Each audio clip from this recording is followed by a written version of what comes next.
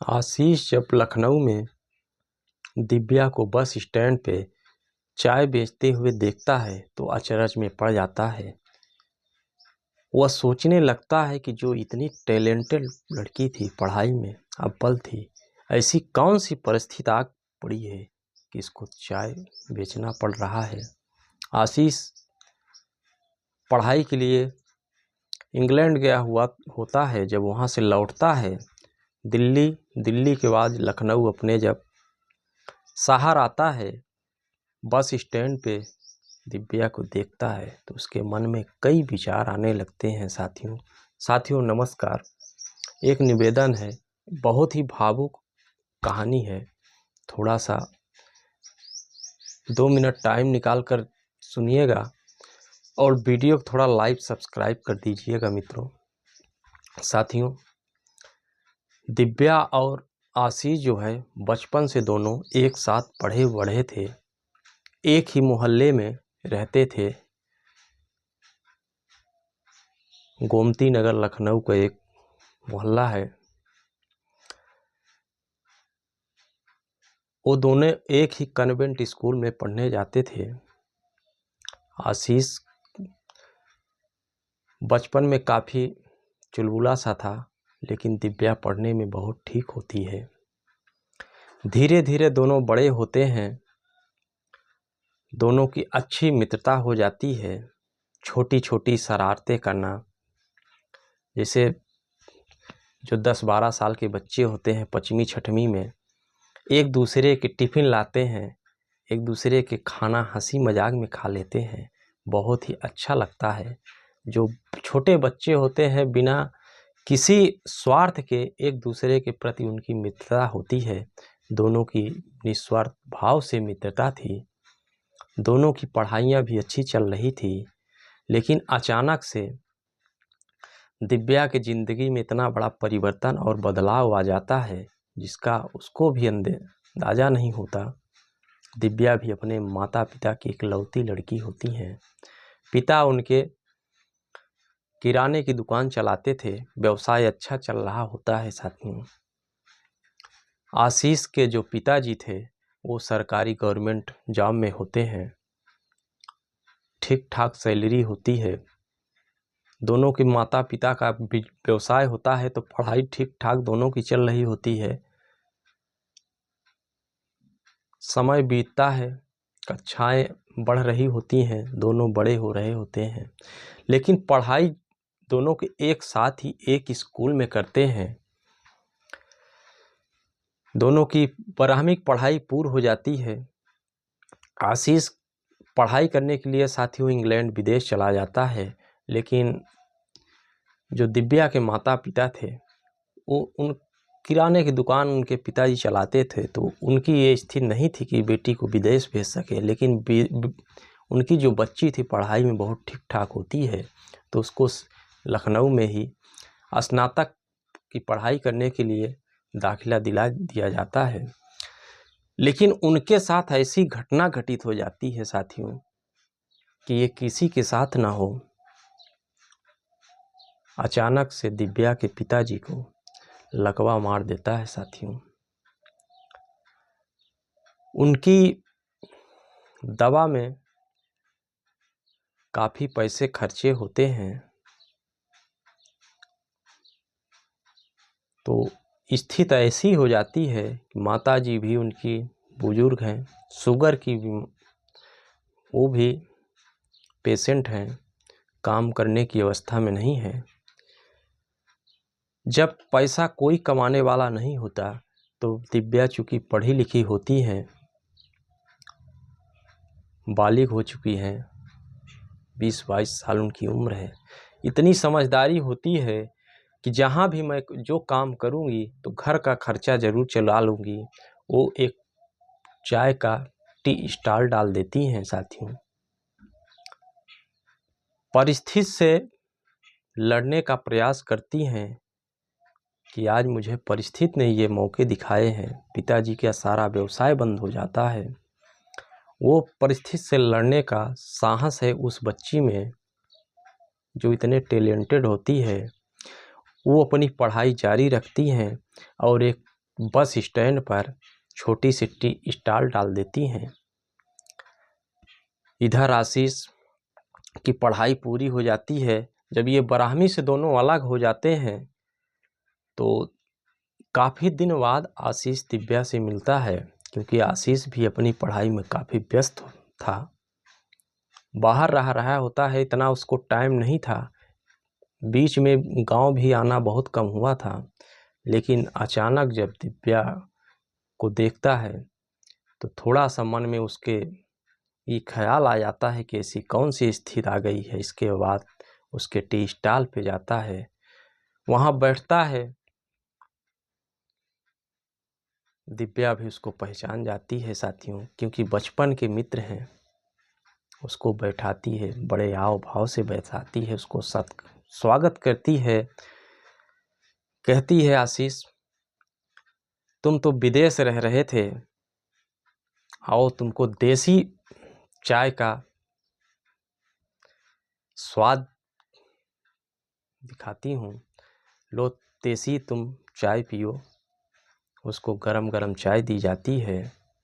चाय की चुस्कियाँ आशीष लेता है और दिव्या से जानने का प्रयास करता है कि दिव्या तुम पढ़ने में मुझसे भी अच्छी थी, ऐसी कौन सी स्थिति आ गई कि तुमने टी स्टॉल डाल दिया।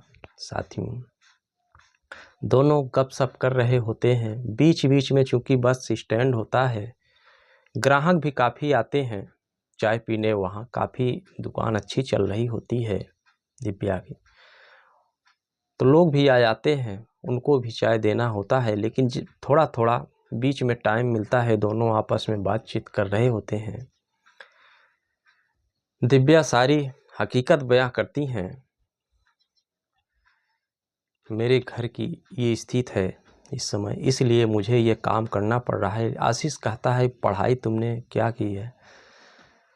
पूरी बताती हिस्ट्री। पढ़ाई मेरी अभी जारी है, मेरा स्नातक पूरा हो गया है, मैं पोस्ट ग्रेजुएट MSc कर रही हूँ। आशीष उससे पूछता है कि आगे का तुम्हारा क्या प्लान है, तुम क्या करना चाहती हो? तो दिव्या बताती है कि मैं शिक्षा विभाग में जाना चाहती हूँ, मेरी यही इच्छा है। और मैं अपने हाल फिलहाल तो मेरे पिताजी इस स्थिति में हैं कि मैं उन्हें छोड़कर कहीं नहीं जा सकती, क्योंकि उनकी दवाइयाँ चल रही हैं, एक अंग पूरा कोई काम नहीं कर रहा है। माता जी साथ में उनके रहती हैं, मैं सुबह से शाम तक यहाँ दुकान चलाती हूँ, जो कुछ आय होती है इससे मेरे घर का इस समय खर्चा चल रहा होता है। आशीष दिव्या की इस हालत पे उसको काफ़ी ग्लानि होती है, सोचती है आज ये मेरी वही मित्र है जो मेरे टिफ़िन को देखती थी। अगर मेरे मनपसंद खाना उस दिन नहीं अगर मम्मी दे पाती थी तो वो अपनी टिफ़िन दे देती थी। ये वो मेरी मित्र है। साथियों एक भावुक सा आशीष सोच रहा होता है कि कितना मेरा यह लड़की केयर करती थी, लेकिन वो सोचता है कि क्यों ना इसको ही जीवन साथी बना ले। लेकिन मन में एक भाव आता है कि दिव्या मुझे कहीं मित्र तक तो ही नहीं समझती थी। साथियों दोनों आपस में बातचीत कर रहे होते हैं, लेकिन आशीष ये मन में विचार कर रहा होता है। आशीष चाय पीता है, इसके बाद अपने घर जाता है। वहाँ से 2 किलोमीटर की उसकी दूरी होती है। ऑटो लेता है, ऑटो से घर जाता है, अपने माता पिता से मिलता है, लेकिन आज वह खोया खोया सा हुआ है। मम्मी उनकी पूछती हैं कि बेटा बात क्या है, तुम आज कुछ, तुम्हारे चेहरे पे वो सिकन नहीं है, तुम कुछ खोए खोए से लग रहे हो। आशीष कहता है, नहीं मम्मी मैं ठीक हूँ, मुझे कोई दिक्कत नहीं है। एक माँ बेटे के हर गम को पहचान जाती है। कहती है नहीं बेटा, कोई तो बात है जो तुम मुझसे छिपा रहे हो। आशीष सारी बातें अपनी माँ को बताता है कि माँ, दिव्या जिससे हम लोग साथ साथ खेले पले बढ़े हैं, दिव्या के माता पिता की आज ये स्थिति है। दिव्या को चूंकि आशीष की माँ भी देखी थी, देखने में भी सुंदर और सुशील थी दिव्या।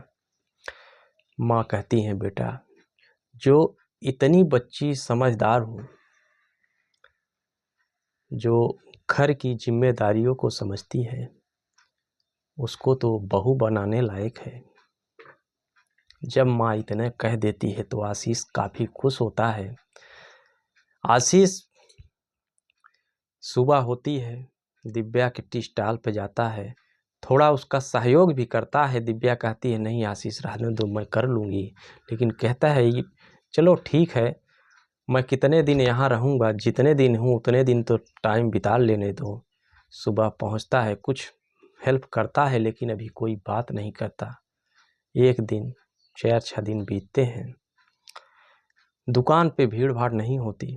वह सोचता है कि आज दिल की बात दिव्या से ज़रूर कहना चाहिए। साथियों, वो दिव्या से कहता है, दिव्या मैं तुमसे शादी करना चाहता हूँ। जब दिव्या ये बात सुनती है तो कहती है नहीं आशी, हम दोनों अच्छे मित्र हैं, मैं तुम्हारे योग्य नहीं हूँ। मेरी स्थिति ऐसी नहीं है कि मैं तुम्हारी पत्नी बन सकूं। आशीष कहता है मुझ में ऐसी क्या कमी है। दिव्या कहती है कमी कुछ भी नहीं है, हम लोग अच्छे मित्र थे। मैंने कभी नहीं सोचा तुम्हारे बारे में कि तुम मेरे पति बनो। लेकिन आशीष बहुत रिक्वेस्ट करता है, कहता है तुमको मेरी माँ ने बुलाया है। साथियों, शाम होती है, दुकान एक दिन बंद करने का टाइम हो रहा होता है। आशीष उसी टाइम पहुंचता है, दिव्या से कहता है दिव्या चलो आज तुमको मेरी माँ ने बुलाया है खाने पे। दोनों पहुंचते हैं। आशीष की माँ दिव्या से कहती है बेटा, तुमने एक साथ जिंदगी काफ़ी टाइम बिताए हैं, दोनों अच्छे से रहे हो एक साथ। मैं चाहती हूँ तो तुम आगे वाली भी ज़िंदगी साथ बिताओ।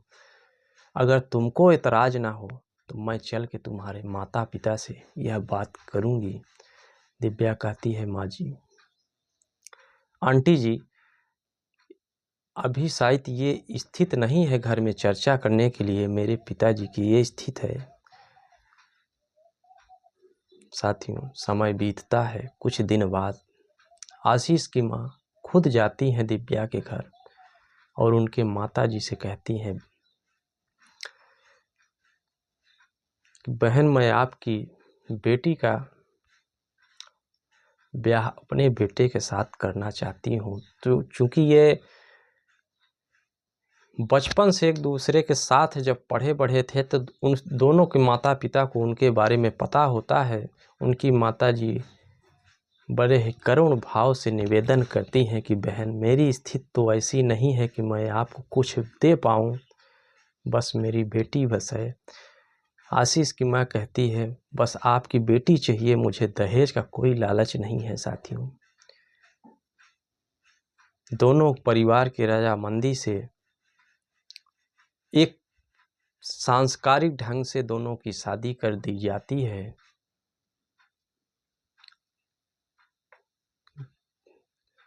दिव्या जो काफ़ी पढ़ाई अभी करनी चाह रही होती है, आशीष उसको पढ़ाई करवाता है। आशीष दिव्या के पिताजी की भी दवाइयों का खर्च सारा और घर का खर्च उठाता है। जिंदगी धीमे धीमे